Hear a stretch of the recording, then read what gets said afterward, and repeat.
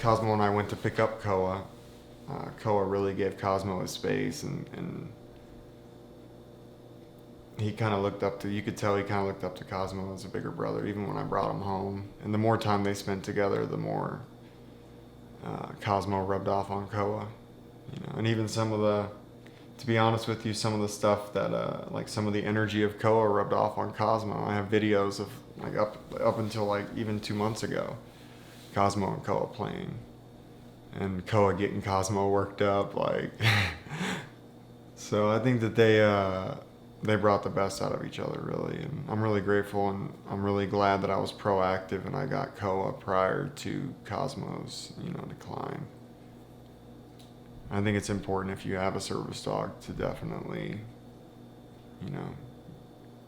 get it a housemate.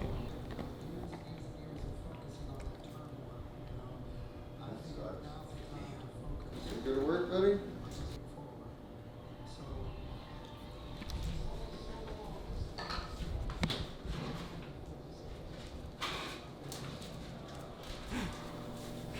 It was cool though, man, because it got to show like you can still be a professional and have a service dog. Like you can still go to medical conferences and do continued education and have a service dog, and you're still capable of saving lives and making a difference, even with your service dog right there.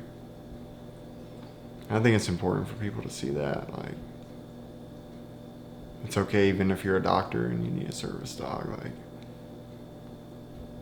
just because you have a disability doesn't mean you can't do something. You do your best job, Bubba. Yeah, so I think that was cool. Like, that was something that when I would recognize, like when I went to conferences or continued education, like people would kind of look at me like, this guy's got a service dog, like, and try to wonder what was wrong,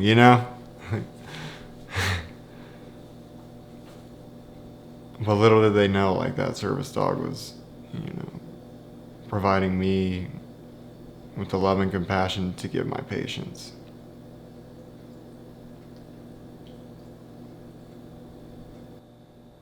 It's tough though. You got to make time for them too. I don't think people realize like dogs mean that you got to deal with people if you're taking care of those dogs correctly. Like, but through like working my profession and having to deal with people, it makes it a lot easier.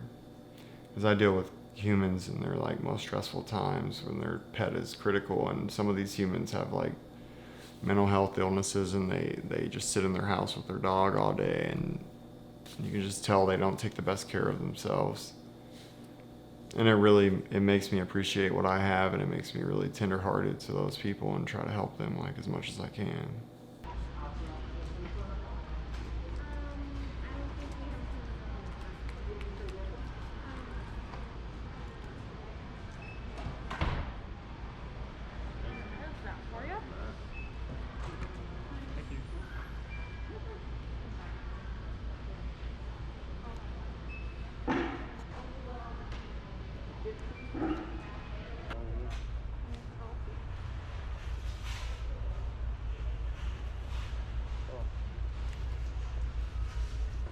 It does get crazy. Sometimes dogs come in that were stat and the owners want CPR, the dog's crashing, and right then, as soon as they bring him back, we're intubating, setting a catheter, and doing chest compressions. Like, so it can go from chilling to 100 really quick. Like, and that's what I love about it. Like, because I'm comfortable in that 100, and I'm comfortable in that chill spot. And I think the military kind of prepped me for that. It's cool though, man. There's a lot more success than death. It's just some days there's a lot more than others, like some days it's just full of like DOAs and hit by cars and criticals, and some days it's full of rattlesnake bites that got their transfusion and they're going home and they made it, or blood transfusions for red blood cells and they're going home and they made it, like those cases are really the ones that make the difference. There's a couple cases where I lost a patient and it really like stuck with me. But I do a lot of compassion fatigue. Like every month I do compassion fatigue for work, where I talk about the cases that bother me. and I kind of can let go of them